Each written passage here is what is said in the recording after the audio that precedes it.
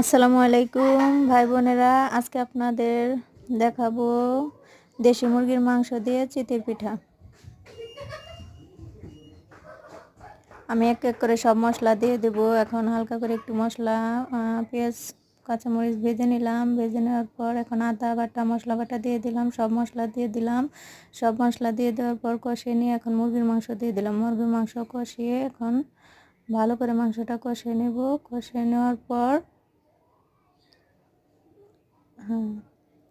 পানি দিয়ে এখন আবারও কষিয়ে নিলাম। কষিয়ে নেওয়ার পর এখন একটু পানি দিয়ে ঢেকে দিলাম। এখন মোটামুটি মুরগির মাংস রান্না করা শেষের দিকে আমি মাটির চুলায় পিঠা বানিয়ে নিলাম।